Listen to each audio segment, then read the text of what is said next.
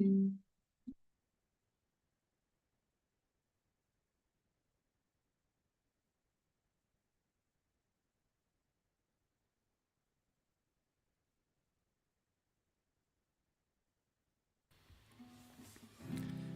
Radha Madhava Jaya Kunja Bihari Jaya Radha Madhava Jaya Kunja Bihari Gopi Channavala Jaya Girivaradari Jaya Girivaradari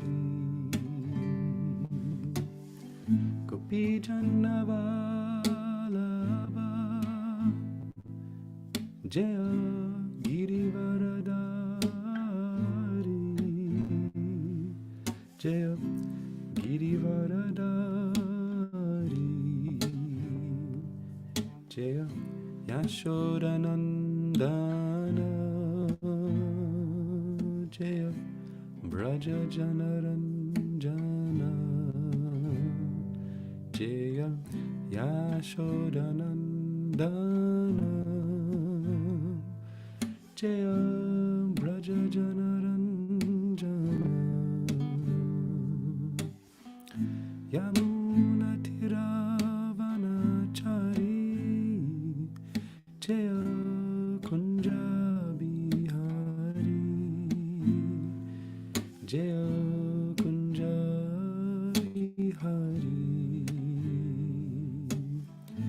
Yamuna Tiravanachari Jaya Kunja Bihari Jaya Jaya Kunja Bihari Jaya Radha Madhava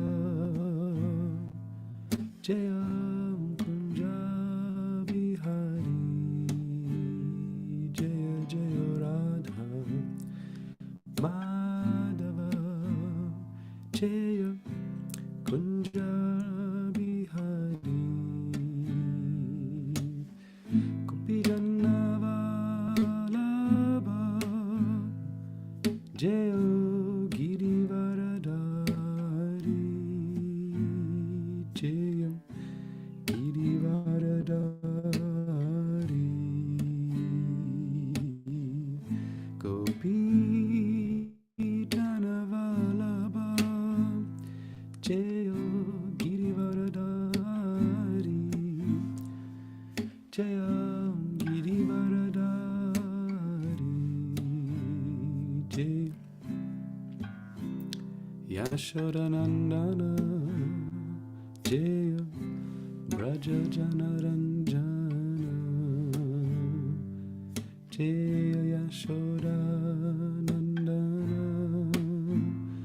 Jaya Braja Janaranjana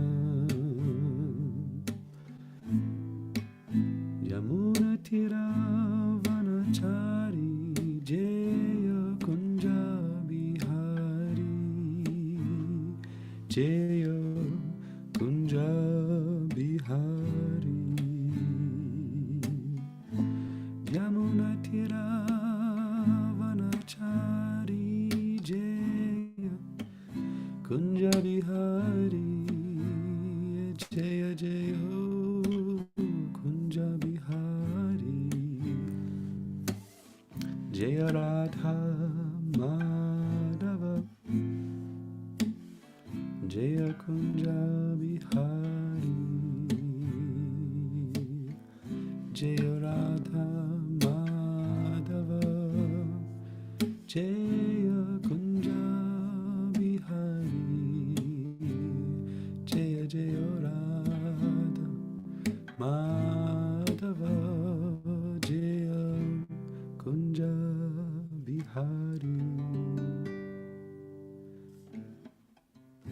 Jai Shri Radha Madhava Ki Jai, Shri Shri Radha Damodar Ki Jai. Nitai Go Premanandi Hari Hari Bol. Jai Om Vishnu Pada Paramahamsa Brivajakacharya Astottara Sata Shri Srimad His Divine Grace Srila A.C. Bhaktivedanta Swami Srila Prabhupada Ki Jai. Jai Om Vishnu Pada Paramahamsa Brivajakacharya Astottara Sata Shri Srimad His Divine Grace Srila Bhaktisiddhanta Saraswati Thakur Goswami Maharaj Prabhupada Ki Jai. Grantaraj Srimad Bhagavatam Ki Jai. Nitai Gaura Premanandi Haribo. Namo Vishnu Padaya Krishna Prastaya Bhutale Srimate Divamrita Swami Nitanamane Charipur Vadaksham Cha Bhakta Charvinata Parata Tapikarunam Yasa Sarvich Nama Om Vishnu Padaya Krishna Prastaya Bhutale Srimate Bhakti Vedanta Swami Nitanamane Namaste Saraswati Devi Gauravani Pracharine Nirvishesha Shunyavadi Paschatya Desha Tarine Om Namo Bhagavate Vasudevaya. Om Namo Bhagavate Vasudevaya. Om Namo Bhagavate Vasudevaya. Today we're reading from the Srimad Bhagavatam in its fifth canto, chapter 20, text number 38.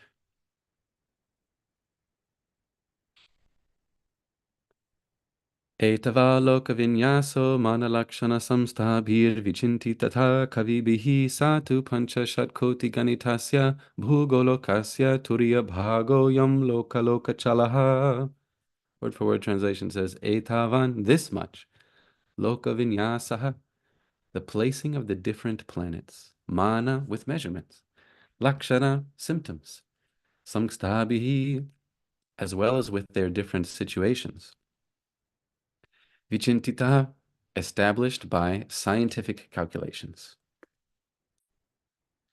Vichintita means basically to think very intensely about the thing. Vichintita. Kavibihi, by learned scholars. Saha, that. To, but. Panchashatkoti, 500 million yojanas. Ganitasya, which is measured at. Bhugolasya, of the planetary system known as Bhugoloka. I'm sorry, it's not Bhugoloka. We're just so habituated talking about Goloka Vrindavan. It says Bhugolaka. So there's a planetary system known as Bhugolaka. Turiya Bhagaha, 1/4. I am this. Loka Loka Achalaha, the mountain known as Loka Loka. Translation and purport. By His Divine Grace, Srila A.C. Bhaktivedanta Swami Srila Prabhupada Ki Jai. Learned scholars who are free from mistakes, illusions, and propensities to cheat have thus described the planetary systems and their particular symptoms, measurements, and locations. With great deliberation, there's your vichintitaha, great deliberation. They have established the truth that the distance between Sumeru and the mountain known as Loka Loka is 1/4 of the diameter of the universe. Or in other words, 125 million yojanas, 1 billion miles. Purport. Srila Vishwanatha Chakravarti Thakur has given accurate astronomical information about the location of Loka Loka mountain, the movements of the sun globe, and the distance between the sun and the circumference of the universe. However, the technical terms used in the astronomical calculations given by the Jyotir Veda are difficult to translate into English. Therefore, to satisfy the reader, we may include the exact Sanskrit statement given by Srila Vishwanath Chakravarti Thakur, which records exact calculations regarding universal affairs. That is the purport in English. The rest of the purport is quite a bit of Sanskrit. Prabhupada is just quoted verbatim, and I'm by no means an expert in the language, but we can see from the Sanskrit placed here that there are many more measurements. And he references to yojanas, of course, as we know, to be a distance. Sardha dvadasha koti yojana vistarot Dvadasha koti, that'd be 12 million yojanas. Sarda, I'm not sure what Sarda, how that affects that. Panchashat koti yojana pramanam, that would be 500 million yojanas. So there's lots of measurements going on here.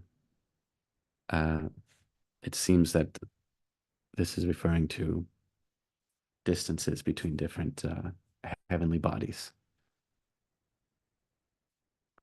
Srila Prabhupada ki jai. Om Jnana Timarandasya Gyananjana Shalakaya Chakshurun Militam Yena Tasmai Shri Gurave Namaha Shri Chaitanya Manobishtam Stapitam Yena Bhutale Svayam Rupa Kadamahyam Tadati Svapadantikam Vandeham Shri Guru Shri Yuta Parakamalam Shri Gurun Vaishnavamscha Shri Rupam Sagrajatam Sahagana Raghunathan Vitam Dham Sajivam Sadvaitam Savadutam Parijana Sahitam Krishna Chaitanya Devam Shri Radha Krishna Paran Sahagana Lalitam Shri Vishakanvitam Scham He Krishna Karuna Sindhu Dhinabandhu Jagatpate Gopesha Gopika Kanta Radha Kanta Namostate Tapta Kanchana Gaurangi Radhe Vrindavaneshwari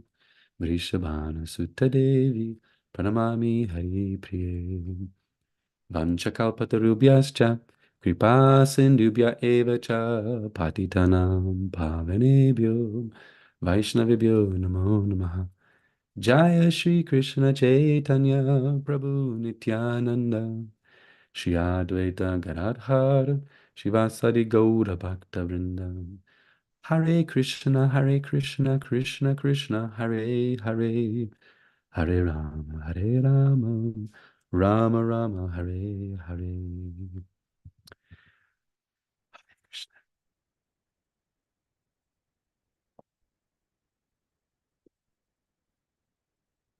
So, continuing in this 20th chapter of the Srimad Bhagavatam, which is entitled The Structure of the Universe, we are trying our best to make sense of what is described here.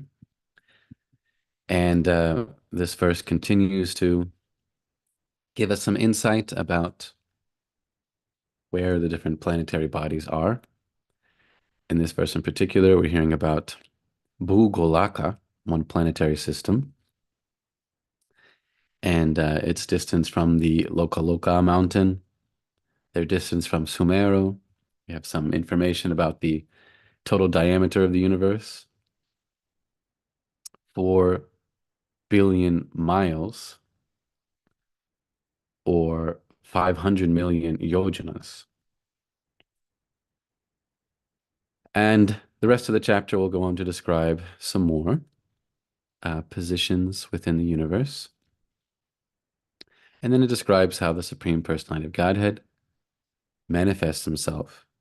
This universe is one of his forms, the Virata Rupa, and that within different planets, the Lord performs pastimes. And he maintains all of these planets by his energy. So while we may struggle to comprehend precisely the description of the universe in Srimad Bhagavatam, fortunately for us, Shukadeva Goswami, speaking these verses, has both preluded and concluded many of these chapters by reminding the fortunate hearer, which is us, that the purpose of knowing something about the construction of the universe, or as this chapter, the structure of the universe, is to remember the glory of the Lord. And while we may, dare I say, error in understanding exactly what is described in this 5th canto, we will not err, of course, by the grace of the Lord and his devotees, we do not err in appreciating the significance of Krishna's energy in manifesting this universe. That part for all of us is very, very clear, even for those who are not so fortunate as to read Srimad Bhagavatam.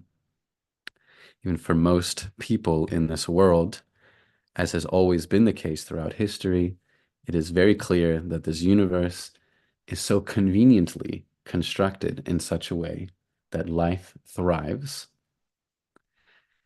and not just thrives, but is so well taken care of that one can inquire about the absolute truth. And it seems most reasonable that it was designed as such. Even in modern scientific vernacular, this is referred to as the anthropic principle. Anthro meaning human, that life in this universe seems especially designed for facilitating humanity to thrive and to inquire about the absolute truth. That the particulars of the universe's physical laws, as Agari Krishna Prabhu was speaking about recently, the strong and weak force of the atom, force of gravity, thermodynamics, how hydrogen binds together, all of these things, they function because of very particular uh, um, mathematical calculations. I mean, the way that the forces interact with each other cannot possibly be random because they simply wouldn't work, but rather the uh, the rarity of the balance between those forces indicates that there must be some sort of design there. That's called the anthropic principle, or the fine-tuned universe theory is another way of putting it. It seems like it's finely tuned. You know, if you want to tune in a transmission on a radio, you have to have your receiver, and you have to have, I don't actually know much about radio signals, unfortunately, but the components within the radio all have to be in just the right place to pick up a particular wavelength and to tune in to just the right wavelength so that you can hear something which is otherwise inaudible. It's very unlikely that that can happen by chance. But if something is designed to do that, then it is very possible. So this is the very obvious conclusion, not just for the hearers of Srimad Bhagavatam, but really for every thoughtful person, every person who is vichintita, scientific, meaning using great deliberation. Practically everyone has come to this conclusion, except that in recent history, owing to some political turmoil, owing to some bad blood after the sort of decline of the Catholic Church in the Middle Ages, the institutions of the world, the academic institutions of the world, which were all originally founded by the Catholic Church, or most of them, kind of like in protest against the political rule of that institution, started to started to become avowedly atheistic and to refuse even the best explanations for certain things out of politics. And that's become more or less the trend in modern academia and in modern so-called sciences. That just to maintain a status quo, that and even in the face of best explanations for something, modern universities must avowedly denounce any divine explanation for anything. And therefore, we hear these wild ideas about universes just popping out of nowhere because of quantum foam, or whatever, and most of them collapsing. And then, very fortunately, ours just happens to work really nicely. So this is a bit of a stretch, obviously, grasping at straws, to use the Bhagavatam vernacular. If you're drowning in the ocean and there's a bit of straw floating on the top, I mean, you'll grab onto anything if you're drowning. Of course, a bit of straw cannot keep you from drowning, but in desperation, we'll just, take anything. And that has been very much a trend in modern academic science. especially when it comes to very theoretical sciences about the nature of the universe.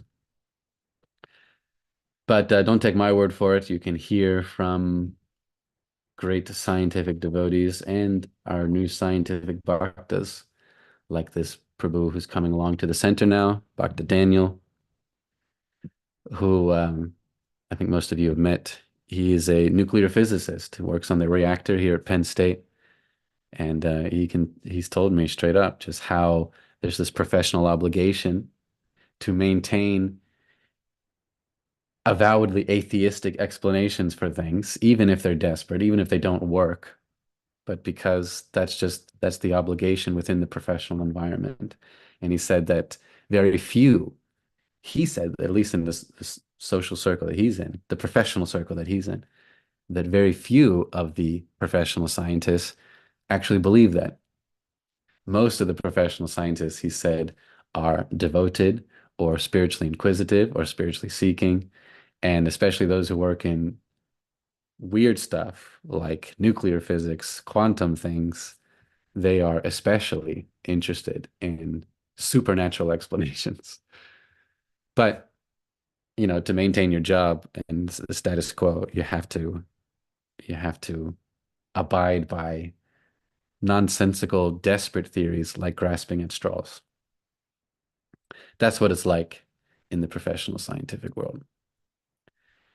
So, getting back to what we have from Srimad Bhagavatam, what I find really interesting from this purport, and I'm going to really be a bit controversial here because it is Sunday morning, it is the Lord's day, and I pray that the Lord will bless us to think a bit more deeply, vichintita, use great deliberation in trying to reconcile the problem of the Bhagavatam's conception of the universe. It is a problem, and that's okay. It doesn't mean that Krishna is not God, just because it's a problem that we can't understand so well the structure of the universe as it's described in some of these Shastra. It is a problem. As we heard from Kalasvarupa Prabhu on Friday, the devotee community who are working on this problem, they have a couple of different models. Kalasvarupa Prabhu has said that there isn't a consensus on any particular model. Some devotees argue that the description here in Bhagavatam is from the perspective of the demigods, and that's why it doesn't seem to make sense from our perspective on Earth. Some argue that it's not referring to the whole universe, it might be referring to one planetary system. Some are arguing that it might actually refer to just South India, and that some of the terms are allegorical. There's a couple of models, and there isn't a consensus on any particular one just yet. I would like to introduce, for the consideration, for the great deliberation, vichintita, of the present Vaishnavas, that there is another potential resolution, or at least insight into this problem, and that is indicated by Srila Prabhupada here. What he's indicating is that the technical terms used in the astronomical calculations given by the Jyotir Veda are difficult to translate into English. If the terms are technical and difficult to translate, it's very possible that things are lost in translation. This is a phenomenon that is not uncommon, that sometimes terms, especially if they're technical terms, are misunderstood throughout the ages. Things can be lost in translation, not just when it's translated from one language to a next, but translated from one generation to a next, from one institution to a next, from another sampradaya to a next. Information can be lost or confused, and Srila Prabhupada himself seems to be indicating that there is some potential for that right here in this purport.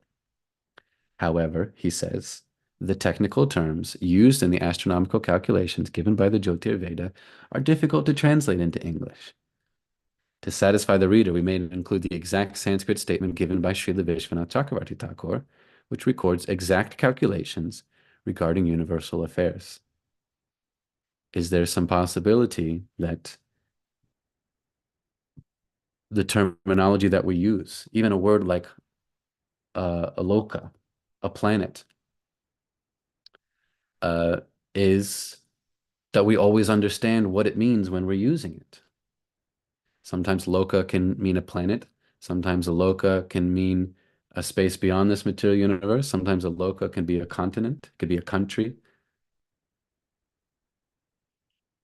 Sometimes the planets are referred to as islands, right? We heard from Nagari Krishna. What was the word again? Dvipa, surrounded by two waters. Sometimes the water is allegorical for space, and therefore the planets are referred to as Dvipa.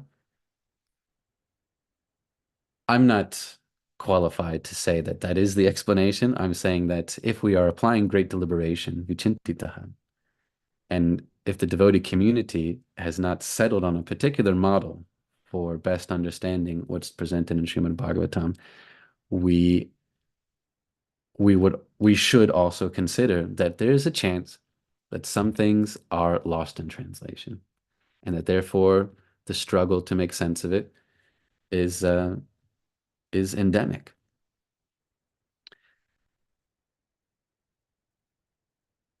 I'm just throwing that out there as a personal opinion, although technically speaking on Srimad Bhagavatam, which means I'm going to be representing Vyasadeva and speaking authoritatively about Krishna consciousness. Yes, for the most part, trying to do that. However, this one statement about the possibility that things are lost in translation is just a personal opinion. It is entirely possible that our own Srila Prabhupada is not necessarily the expert in astronomical science. Famously, his spiritual master, Srila Bhaktisiddhanta Saraswati Thakur, was. But Srila Prabhupada has not presented any of those texts to us. I'm not sure if other devotees have attempted to translate or to utilize them. It's entirely possible that even the commentary that Srila Prabhupada is referencing when he makes his purports to Srimad Bhagavatam, even in that commentary, there is some description of the difficulty in translating or utilizing certain terms. Prabhupada, of course, being the best representative of the Sampradaya, in his own commentaries referencing other acharyas who have spoken on these subjects. So there can be, I'm just saying that there is a possibility that that's part of the difficulty. I'm not saying that therefore, throw the baby out with the bathwater, that just because there's some challenge, just give up. I'm saying that part of the difficulty is indicated by Srila Prabhupada here. It's technical terms used, and we could be misunderstanding some of them because many of the words are used in many different ways. So that's one consideration. Again, not necessarily conclusive or authoritative, because unfortunately, as Kalaswarupa Prabhu admitted on Friday, there is not yet amongst the devotee community one authoritative and conclusive consensus about exactly the shape and size and structure. Well, the size seems pretty clear, and the location of all these different planetary bodies. All right. So, having said something which I'm sure will upset a few people, I will leave it at that and ask you, Prabhus, to comment as you like. Because otherwise, unfortunately, I don't have a lot to say about this. Trying to just, comment on Srila Prabhupada's comments, and like most of us, this is way over my head.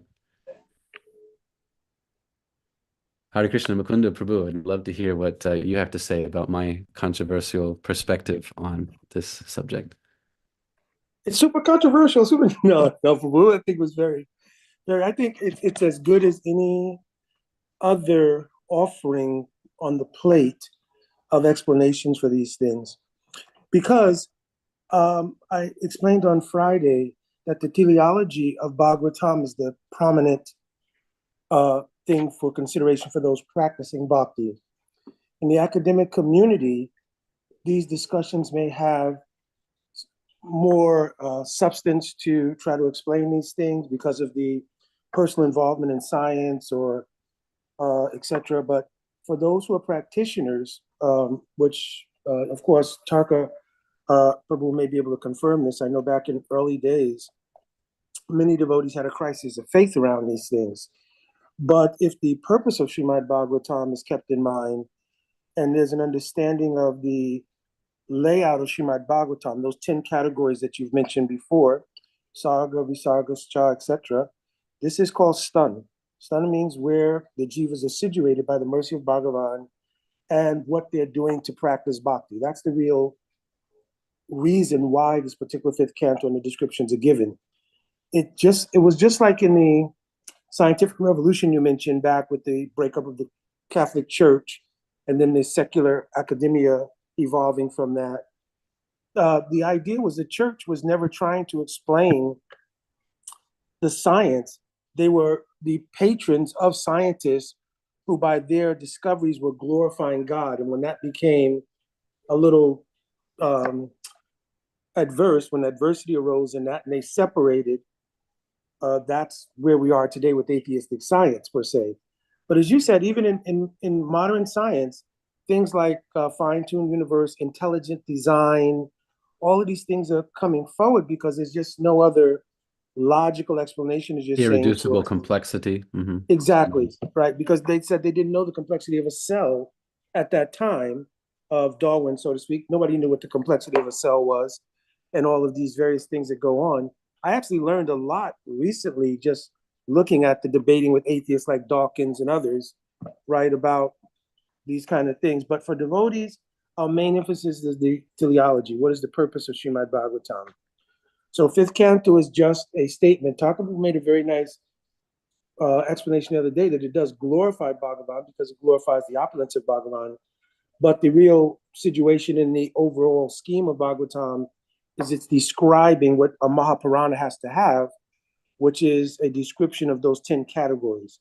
So sthana means the Lord's mercy in arranging for a place for Bhada Jivas to be able to execute the practice of bhakti and also part of his own Shristi Lila, his own creation Lila, and therefore the avatars that will come into creation Lila, etc. So in the larger scheme of things, fifth canto Srimad Bhagavatam is not prominent. And therefore, when you look in the overall, there's one thing called a symphony of commentaries. Only part of it has been translated, but if you look in the Sanskrit, what used to be on Grantha Mandir, you'll see our acharyas have not given a lot of commentary on it. Even in Bhavarta Deepika of Sridhar Swami, there are some commentaries, and some Vishwanath Chakravarti. I'm sorry, Prabhu. Did you say that our acharyas have not commented much on this sthana, on the fifth canto of Bhagavatam? No, they've commented on sthana, and they've commented like the one Danavir Maharaj, he did a whole English translation of a part of it. So there's translation, but they didn't give emphasis to it. In other words, they just gave the description. They didn't give emphasis to its relation to the purpose of bhakti, etc. Like that. Mm-hmm. Okay, so you were saying? So if we looked at the teleology, though, there's something called vichar, which means that you look at something according to 6 different angles. 3 are prominent: upakramar, upasamhar, and abhyas. So for us, the upakram is the first verse of Srimad Bhagavatam. Right? Janmadhyasya anvayarita chasartisya abhigyasa, etc. And the upasamhara, the last verse, nama sankirtanaya sasava pranasanam, this is the sandwich of what is the teleology of Bhagavatam. One is that the first verse establishes Sambandha Gyan, both generally and specifically. The last verse describes the perfectional stage of praying because it describes the coming of Mahaprabhu. The abhyas is the thread that runs from that first verse to the last verse. And the consistent theme of thought is pure bhakti and ultimately Krishna praying. So that's the teleology of Bhagavatam. And that's why the second verse of Bhagavatam says, other considerations will not be given full consideration in Bhagavatam. Dhamma pro ujita kaitavacha. So in Sanskrit, that prefix pra means prakrishtrupane. So it means to completely uproot any other conception. So this is the teleology of Bhagavatam, means the purpose or aim of Bhagavatam And anything that, like Chatushloki Bhagavatam, the second one, Vitayatam Yat Pratyeta Na Pratyeta Chatmani. Anything we see that doesn't have relation to that, Atma Maya. We should know it to be some feature of Bhagavan's Maya. Understand? So really our view of Bhagavatam, because especially it is our Mool Praman for everything, the basis of it is what was its purpose. If we get that context, what was its purpose, then we put the pieces together from that. Other than that, it's difficult. You have 18,000 verses, 335 chapters, 100 narrations. So if we don't get a context, we'll be out in space somewhere. All right, Puji, thank you. That was. Thank you. Thank you, Prabhu, for giving us some reassurance that it's okay if we don't understand exactly where all the planets are situated. But of course, we all remember and we always hear, and we cannot forget the essential theme that is the Lord is glorious. Yeah. Thank you, Prabhu. Even when Krishna was talking to Arjuna, he gets to the 10th chapter and he describes everything about the Virat Roop and his presentation and all the phenomena of the universe. He says, yeah, but this is just a spark of my splendor. Let's keep moving on. Teja Amksa, yes. Yeah, it's just a spark of my splendor.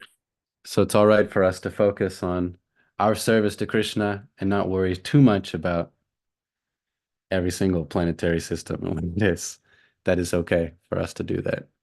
It's not in any way an offense to the Lord. If we don't know exactly where the Loka mountain is, we can focus on our devotional service. Thank you, Prabhu.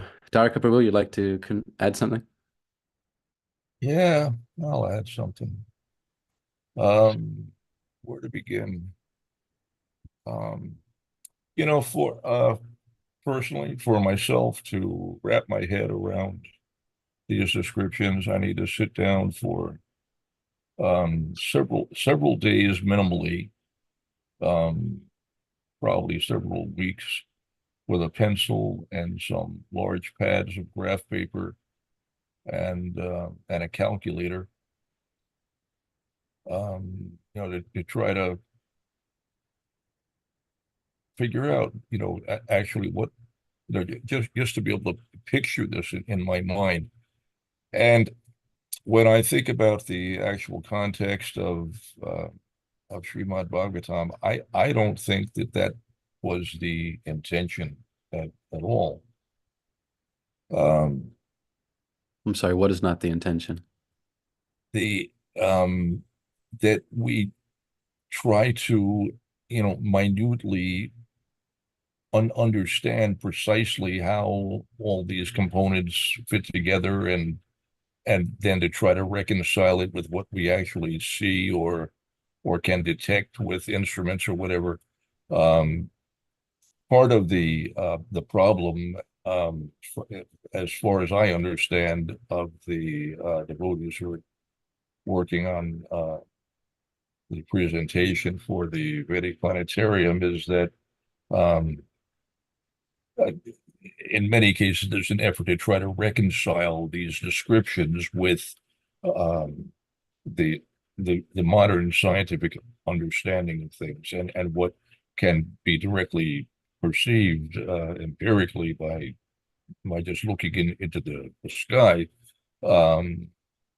I I actually, from what I have heard, Srila Prabhupada saying in his instructions on this matter, was that he really just wanted a presentation that was, strictly Srimad Bhagavatam. I may be wrong, maybe somewhere he wanted it to somehow reconcile things, but I think he just wanted to present the descriptions as given in Srimad Bhagavatam.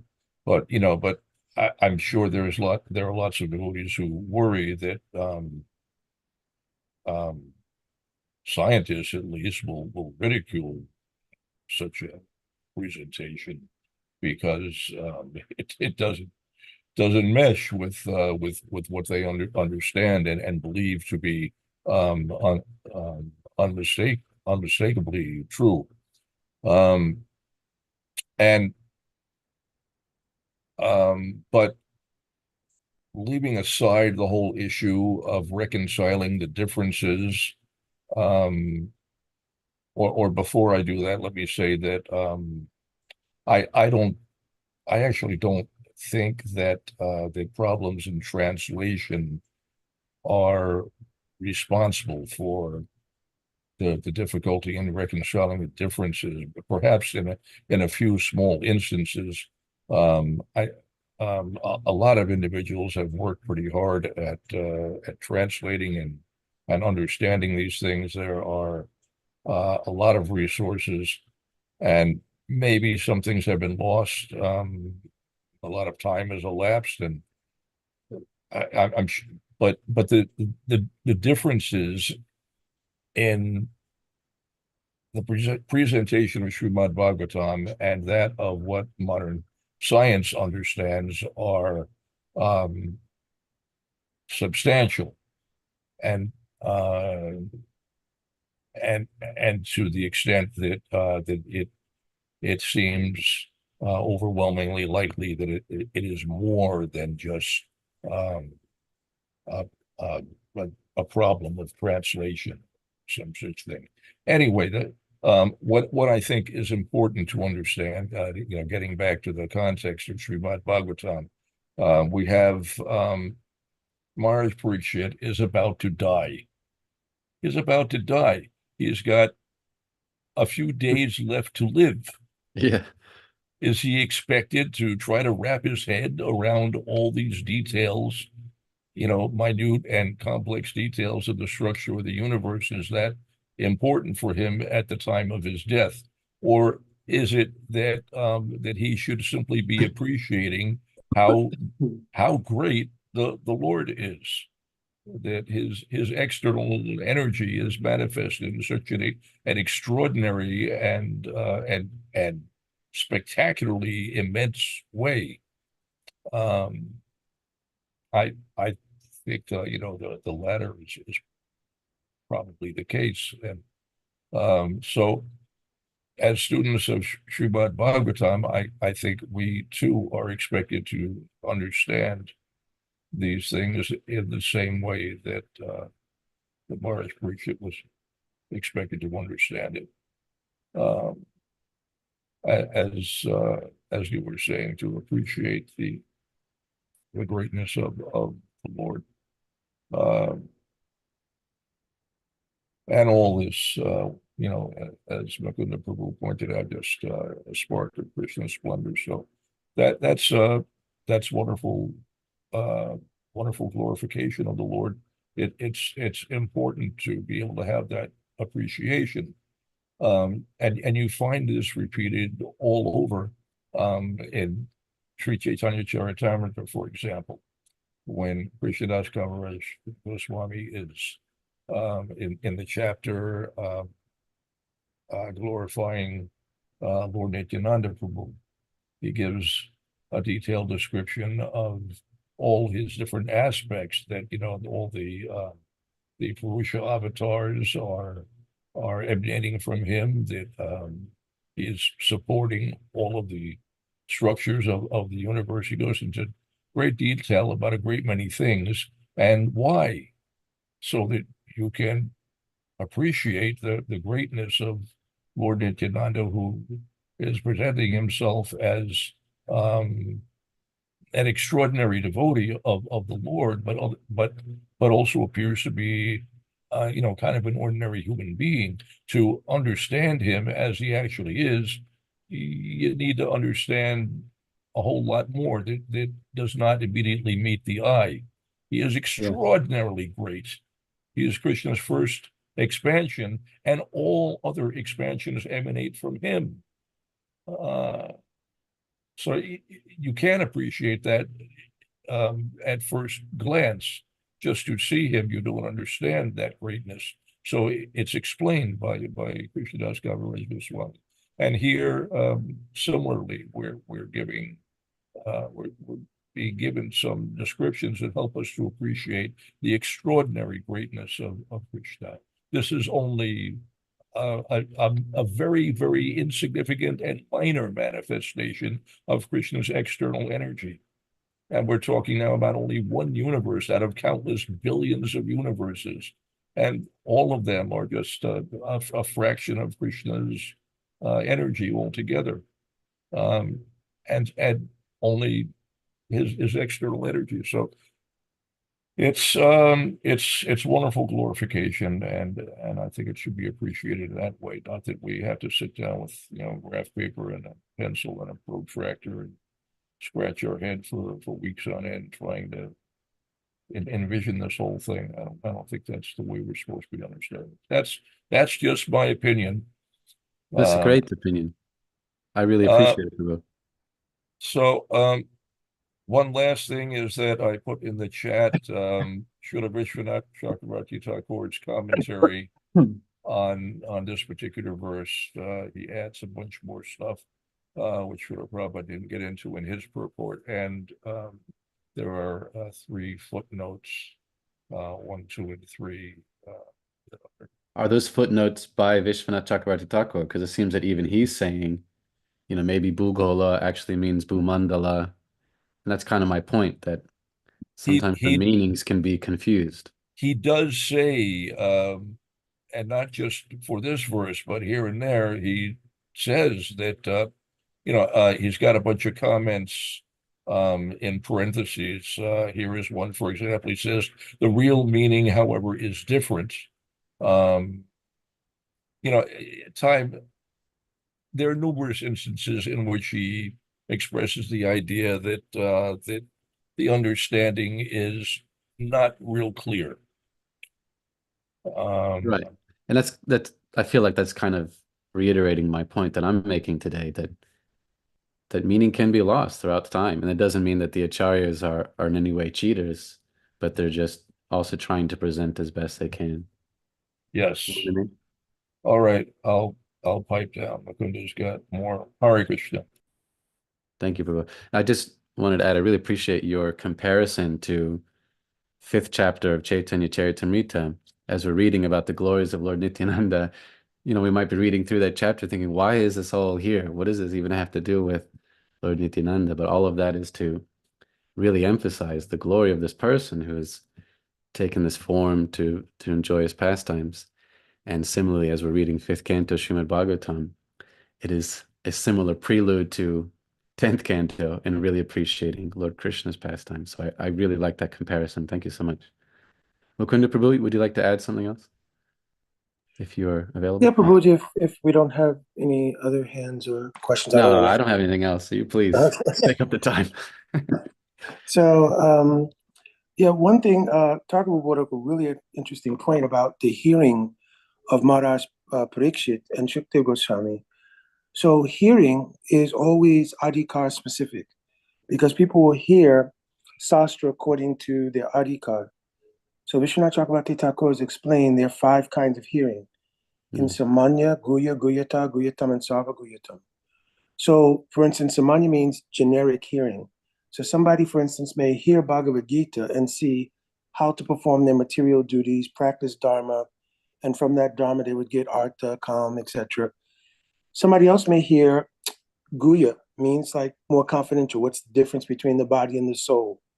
Somebody will hear more deeply and they will hear what is bhakti, especially Aishwarya Bhakti, related to the Lord and his power and everything else. And then beyond that, Guyatar, someone will hear, what especially is Braj Bhakti? Because in the realm of Bhakti, this Braj Bhakti is so much superior because the love is completely unmotivated, even by the idea that Bhagavan is God. And then even within Braj, the prem of gopis is so high class because it is completely causeless, because there's no actual relationship like friendship or parental, that they have no prospect for relation other than the paramo relationship they have. So when a person hears according to their particular adhikar, they'll get differences. So for instance, if one will hear Bhagavad Gita, they will see that Krishna's come to Kurukshetra, and now he's going to give a 700-verse discourse on knowledge related to how I should do my duty. Somebody else is going to hear, he's given the 700-verse discourse. This is the difference between the soul and the body. But those who are very deeply absorbed in bhakti will hear, Krishna has returned to Kurukshetra, and this was the last place that he met Brijabasis during the solar eclipse. From the time that he met the Brijabasis there and could not return to Vrindavan, he went back to Dwarka, and his mood of separation increased thousandfold. So many descriptions are given of how Krishna suffered in Dwarka. And devotees who are trying to serve this mood will take empathy. Oh, how Krishna suffered in Dwarka because he missed Brijabasi so much. Because he was feeling like that, and Arjuna's heart is taratmic, means it's so empathetic with Krishna's heart that Arjuna appears to become bewildered. He appears to become bewildered. And this gives rise to a situation in which Krishna can speak 700 coded verses explaining his catharsis of separation from Vrindavan. So different devotees will hear Bhagavad Gita differently. So Bhagavad Gita is not just a simple basic scripture. So it has very deep implications. You Prabhu, is understand? that why he says Sarva Dharman Prityaja Mam Ekam Sharanam Vraja? Braja. Yes. Actually, some acharyas have given that Saranam Braj means to go to Braj. But also in Gita Mahatmya, it mentions that what is Savu Parasaro Gahavo Dugdha Nandana Gopala. The person speaking is Rajendra Nandan Krishna, first of all. Then it says, Partha Vatsa Sudhir Bhokta. He took Arjun, Partha, Vatsa means a calf. Like a calf, to get milk from a cow, you bring a calf. Mhm. So in order to milk his own heart, he brought Arjun nearby so that he could extract the nectar from his own heart of his moods of separation from Vrindavan. So this is the deeper meaning of Bhagavad Gita, actually. And the proof of this is in the Adi Leela chapter 4 of Chaitanya Charitamrita. Krishna's Kaviraj Goswami quotes in several verses in that chapter how Krishna used to explain his love for gopis to Arjuna. He quotes from the Adi Puran. So everybody will hear according to the Adhikar. So Maharaj Parikshit, when he heard Uttara, his mother came to him at the end of hearing Bhagavatam. She said, listen, I could not digest everything. So many things were spoken over these 7 days. What was your takeaway, more or less? He told, Mastriyo Vanachari Vyabhyachari Dushta. Govinda Eva Akila Atmani Ruda Bhav. So he told, listen, what was explained here, the gist of everything, which this becomes the genesis of Brihad Bhagavatamrita of Sanatana Goswami, which is the first book of all the Goswami's writings. So he explains there, what I understood was how glorious is the love of these Brijabasis, and among those Brijabasis, how high class is the love of gopis. Krishna himself cannot even reciprocate with it. Napariyaham nirvaja samyujam. He quotes this verse like this. So when Tarka Prabhu mentioned about how Maharaj Parikshit heard, he was so absorbed in that kind of hearing that he took fifth canto and just compacted it into a small piece of the larger puzzle of what he was realizing. That is very interesting. Very interesting, Prabhu. Thank you for sharing that. I don't have anything I can possibly add to that, but it's a very interesting perspective. Yeah. So nice having your commentary, Prabhu. Somehow, even if we're talking about planetary systems, we always end up with Braja Bhakti and Krishna's pastimes in Vrindavan. So I appreciate you keeping us focused on that. Hare Krishna. Well, we're just about at 8 o'clock. Surprised we even got this far on a relatively short verse and purport. So let's end here. Thank you, dear devotees, for listening and for contributing. We're all learning and growing in love of Krishna, even if we're still confused by some of the planetary arrangements. As long as we're growing in love of Krishna, that's totally fine. All right. Grantaraj Srimad Bhagavatam ki jai. Srila Prabhupada ki jai. Gaur Premanandi Hari Hari Bol.